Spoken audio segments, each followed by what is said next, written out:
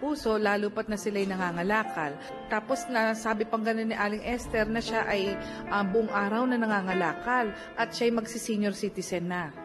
Kung napapansin nyo, napaka-hardworking nyo nga, trabaho kayo ng trabaho, kumikita kayo ng malaki, pero lahat po nauubos. Hindi po kayo nakakapag-impok. Sana po, maisip niyo po na meron kayong pagkakataon na mag-umpisa na mag-impok para sa sarili nyo, para kung sakasakali magkasakit kayo, hindi po yung sasabihin nyo na hindi tayo nakapaghanda sa ganitong bagay dahil darating yun. Salamat po, Dr. Camille. Father, alam naman po natin na lahat tayo ay may karapatang mabuhay at may kalayaan din na gawin yung mga dapat nating gawin para tayo ay mabuhay. Hindi po ba? Tama ka, Chang, dahil ginawa tayo ng Diyos hindi lang bilang hayop, kundi matatalinong hayop na pinagkalooban ng Diyos ng tinatawag nating free will o kalayaang ng loob upang tayo'y pumili. Kaya po tayo, minsan ay pinaiiral natin ang pagiging hayop natin, hindi ang pagiging rasyonal, hindi ang pagiging matalino. Kaya anong nangyari sa ating kangina o sa inyo kangina ay galit ang pinairal. Kaya sana naman matuto tayo dito kasi galot na ito at sa susunod na mga problemang haharapin ninyo ay alam nyo na kung paano umunawa, kung paano magbigay at paano rumispito. Salamat po. Maraming pong salamat sa ating pong trio tagapayo.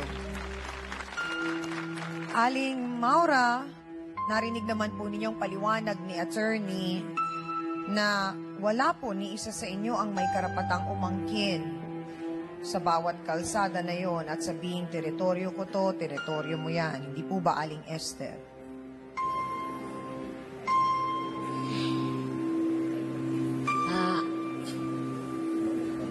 Maura, kahit masakit sa kalooban ko, pinatatawad kita sa mga nagawa ko sa iyo. Sana'y mapatawad mo rin ako. Yan lang ang masasabi ko sa iyo.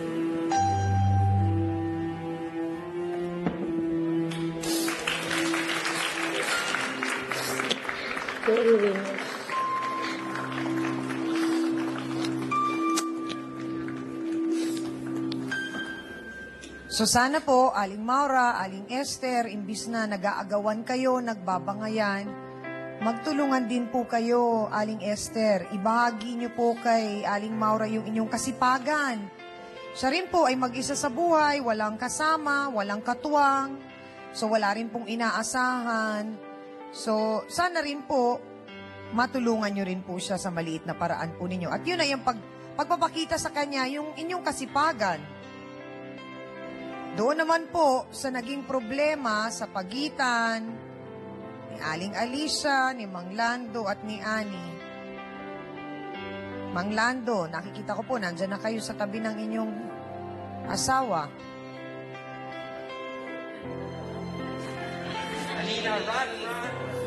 Pasensya na, Alice. Alam mo naman yun eh.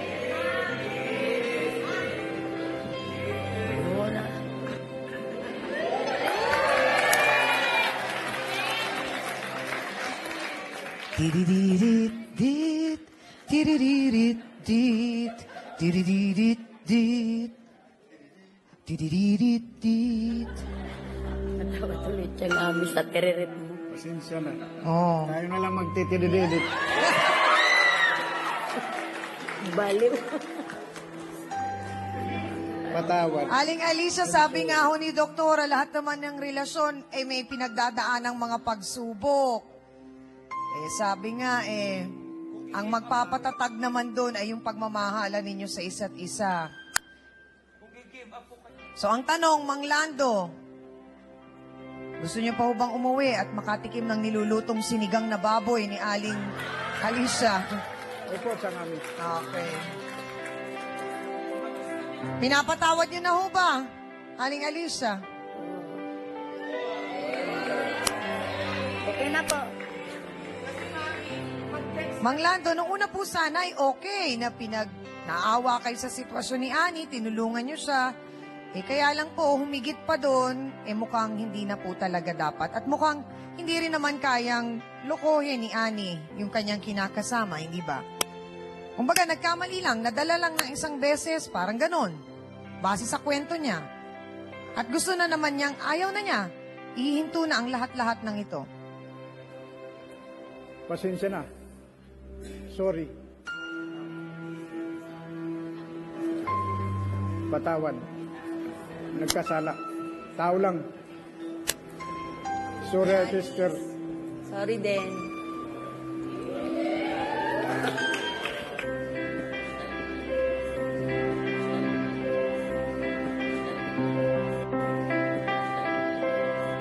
Narinig po ninyo, Aling Esther, si Mang Lando. Hinahingi naman daw po siya ng tawad. Sana ay, Lando, huwag nang maulit ang mga nangyari sa inyong dalawa ng manugang. Hindi na. Yan ang hinihiling ko. Natatawad na kayo. Mahirap sa sitwasyon. Naunawaan po namin, Nanay. Nag-iisa lang naghahanap buhay. Mabigat po ang naging pagkakamali mo rin, Ani. Si Aling Esther ang ina ng iyong kinakasama. Nay, sana po mapatawad niyo ako sa ginawa ko sa anak niyo. Wala akong magagawa, tao ka lang. Pero huwag mo naman naabusuhin ang kabaitan ko. Kahit ang asawa mo hinasa kulungan. Marunong din naman ako magpatawad. Kaya pinatatawad mo. Huwag mo nang uulitin, anak. Mahal na mahal ko kayo. Pati ng aking mga apo. Sana'y huwag mong pabayaan sila. Hinihiling ko. Maring kaibigan, Laura. Sana'y habang buhay napatawad mo na ako, ha? Wala akong magagawa dahil sa sipag ko. Sana'y gayahin mo ang kasipagan ko. Pinakikita ko sa lahat. Patawad rin, Alicia. So sana po, kaysa mag-away-away kayo, magtulungan na lamang po kayo. Maraming salamat sa inyo dahil kahit paano po, nakatulong ang programa na kayo ay magkaunawaan. Salamat po ng marami. Aminan na po tayo mga kapatid, mga ka-face-to-face. Maraming aral na naman ang nais ipaalam ng ating isyu ngayon. Napakasarap pong mamuhay ng marangal. Magtrabaho sana tayo ng maayos at walang inaagrabyadong iba upang ang buong kapaligiran po ay maging masaya. Isang punto rin po ang magandang komunikasyon sa isang relasyon at maging sa katrabaho man. Mabisang paraan ito upang magkaintindihan at gumanda ang inyo pong samahan. At para po sa ating face-to-face, heart-to-heart thought for the day, matutong mag-segregate, ihiwalay ang katapatan sa kataksilan at ipunin ang pagmamahalan at itapon ang kasamaan. Salamat sa inyong lahat mga kapatid!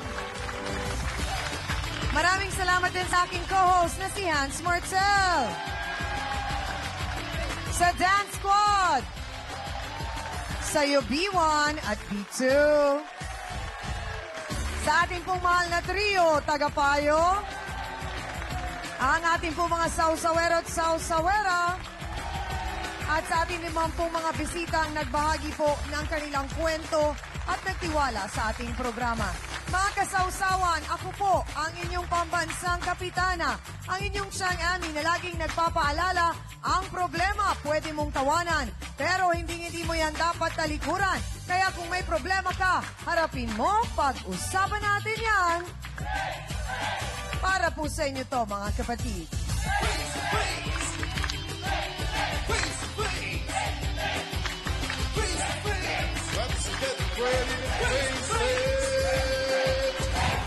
Hayop naman ang usapan ngayong Miyerkules. Bayaw na hilaw, nahuling may kaulayaw, binuking ng mga manok na tumilaok.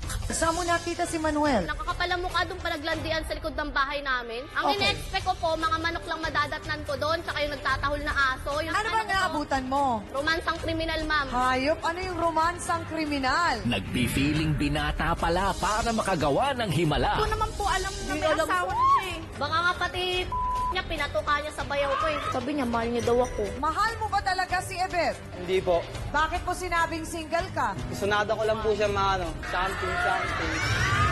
Diyos ko, 2012 na. Ito ba ang pasalubong nyo, Manuel?